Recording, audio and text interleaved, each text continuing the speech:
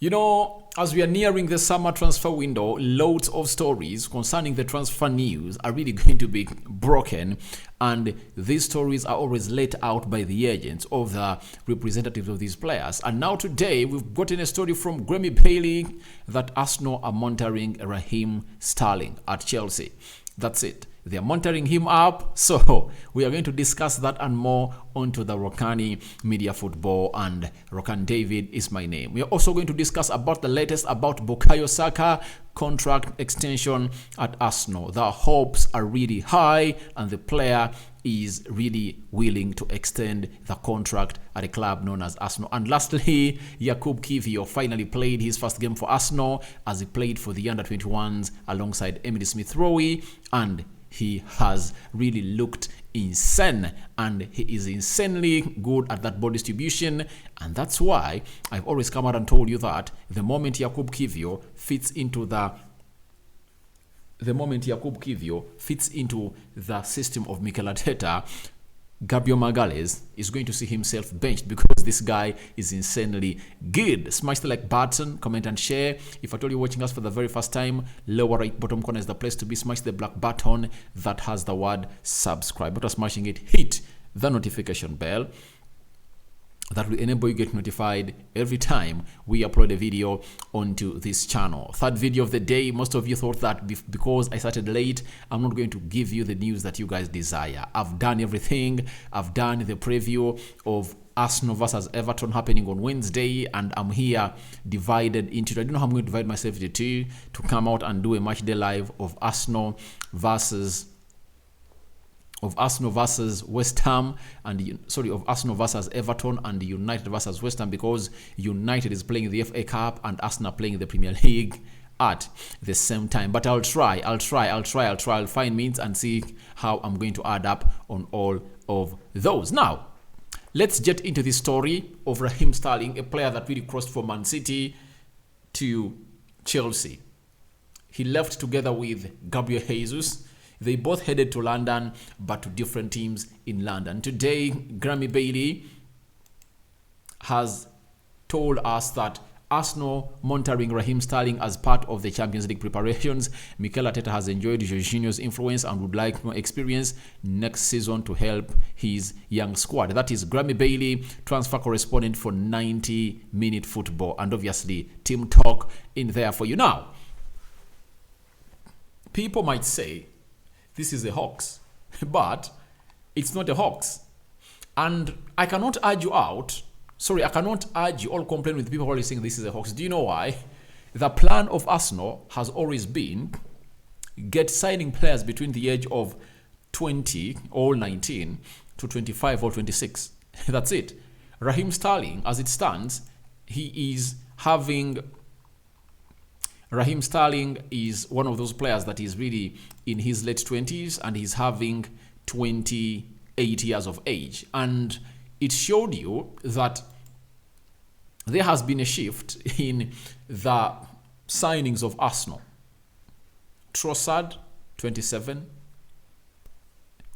Jorginho, 31. And obviously, in this statement, you've heard Grammy Bailey hint about Jorginho and the experience. Now, when it comes to the Premier League, winning the Premier League, you need experience.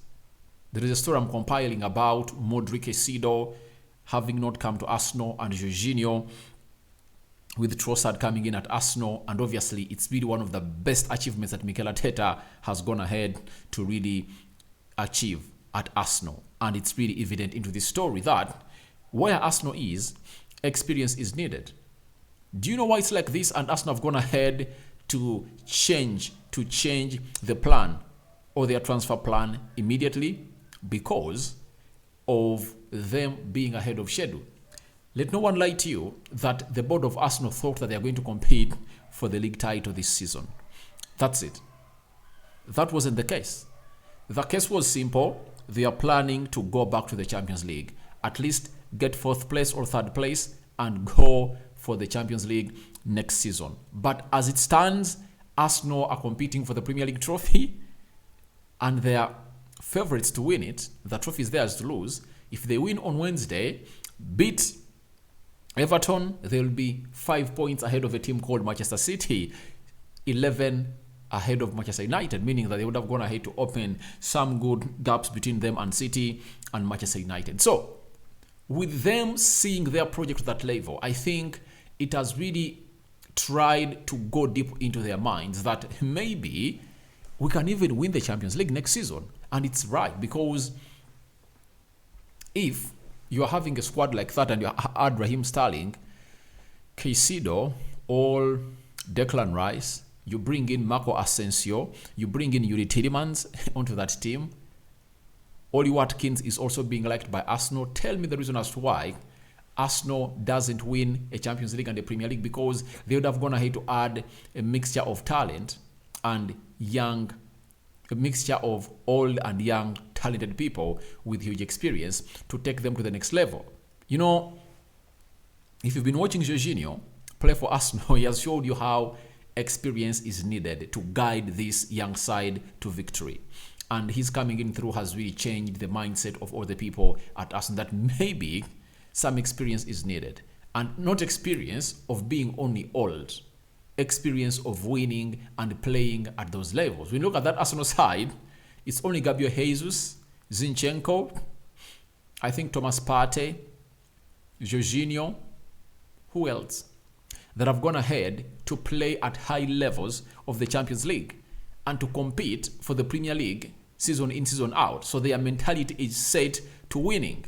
So when they come out and they say that they are in need of Raheem Sterling, I can't downplay this story. And I found a lot of interest in it, and I said, all right, I'm going in for this story. I'm going to give it to my viewers of Rokani Media Football because it has a lot of sense in it. It holds a lot of water. Raheem Sterling, to that Arsenal side, will work out like magic. He already has two of his former teammates at City, at this team, that is Zinchenko and Gabriel Jesus. And again, the permanent manager of Arsenal, Mikel Arteta, was working with this player at City. He knows his potentials and he knows what he brings to this team. I know the Arsenal fans will say, but he literally misses a lot of chances. But he misses a lot of chances, but a season he can get you a minimum of 20 goals. That's it. That was the trade map he really set up at at Man City. That was his trump card. 20 goals per season. That is Raheem Sterling. And he could go ahead and really get you like 10 assists. And where Arsenal is, if you're having Raheem Sterling coming in through and giving you 30 goal involvements per season, Jesus coming in through with some 20 goal involvements, Saka coming in through with some 20, Martinelli giving you 20, Odegaard giving you 20, obviously, what is going to fail you to compete for the Premier League title and what we call the Champions League? And Mikel Arteta knows him very well. And you know, Mikel Arteta has always gone in for players that he has known and admired for so long. He had admired Jorginho for so long, and that's why he brought him at Arsenal. He was supposed to go at Man City, and then he was hijacked by Chelsea. Then the other player admired, Leandro Trossard, in 2020, I think Arsenal were in for him, but he went to... He had already gone or agreed a deal to join Brighton, but the assistant manager of Arsenal was his former coach at Genk. You get? So it shows you how important this player is to Arsenal, and they need experience. They need experience. And I know their targets might change in a space of 3 months, because what is needed here, it's experience. And I've seen a story of Serge Milokovic-Savic coming in from Italy about Arsenal trying to go on and really get in this player to sign permanently for him, because they know his experience is needed at a club called Arsenal. So as it stands, it looks like everything is working well for a team known as Arsenal, and they are really trying to sign experienced players. This player is good, and bringing him at Arsenal and acting well is really one of those things that you will never regret, because he's a proven player, according to me, and he has done it at all stages. Though he's wasteful and is having a very bad season at Chelsea, and I think at Chelsea he's not enjoying. If at all Arsenal goes in for him, this player will come in through, because if they've gotten in Jorginho, why don't they sell off Raheem Sterling? Maybe they can get even like £30 million back out of the 50 they bought him from Man City, and they use it to really get in other players. Because when you look at the plan of Chelsea, it's a rebuild. They're doing a rebuild, and they're not bringing in players who are really old. They're not signing old players. They're signing young players that are going to be modeled and obviously become the next big thing in the world of football. After that, let's talk a little bit of Fabrizio Romano. And last week, I brought you a story that Bukayo Saka has agreed to renew his contract at Arsenal, to extend it there. And obviously, it took close to 13 months, and it's Fabrizio Romano who is telling us about how long it has taken. And he has told us that Saka has always been clear in the last year, no negotiations with other clubs. He only wanted to stay at Arsenal as he loves the club, project, and coach. New deal agreed 1 week ago after 13 months talk. It will be signed once final details and documents are sorted. So, Saka is a very huge boost for Arsenal. You know, you wouldn't like to lose a player like Bukayo Saka, who for this season might find himself creating and scoring close to 30 goals in total. I'm talking about the goal involvements. You might find him scoring close to 15 goals this season and putting in 15 assists. That will be a very huge output for him, because as we speak now, he's having 17 goal involvements, 9 goals and 8 assists. That is Bukayo Saka. And having him at the club and tying him there to stay is really a very huge boost for Arsenal. And it's a clear indicator that the project is really convincing. Keeping players like Bukayo Saka help you attract other players, because they know that the house is really doing great. The moment you lose out players like Bukayo Saka, who are really prospects, then you won't be able to attract players who are really playing outside Arsenal. Because they would say, if Arsenal cannot keep their best player, one of their best players, how come they are trying to find themselves in a position of really convincing me to go there? So it's a signal sent to all teams outside there that Saka is not for sale, and they're trying to put out these stories such that they don't destabilize his season. You know, teams are funny. They'll go on and start disturbing Bukayo Saka. That's it. If at all this story never came in through, they would have gone ahead to start talking to him that, all right, you are left with 1 year. Can we buy you from Arsenal? We are giving you such and such an offer. But Saka has said all that is background noise. I'm focused onto one thing. I only want Arsenal, and I want to stay at a club called Arsenal. And as it stands, it's only Arsenal for Bukayo Saka. So that is the story coming in from Fabrizio Romano. Now, good news. I think we now know why Emile Smith Rowe has not been playing any single minute at Arsenal ever since he came in through. However much in the previous 2 match days, he has been onto the bench. And the manager never tampered bringing him on. He was not sure about him, and he found out that he needed some playing time to come out through and really put them where they belong. As it stands, obviously today they've played in the under-21 match of Arsenal versus Chelsea, and this is how they really did their warm-ups.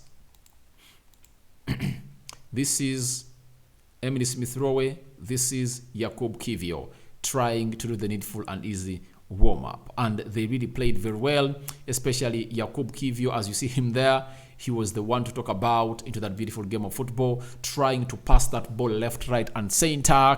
He is really comfortable on the ball. I've always warned you, if at all you love Gabriel Magalhaes, with the mistakes he has gone ahead to cost Arsenal in big games, especially with the coming in of that guy you see on the screen, Yakub Kiwior.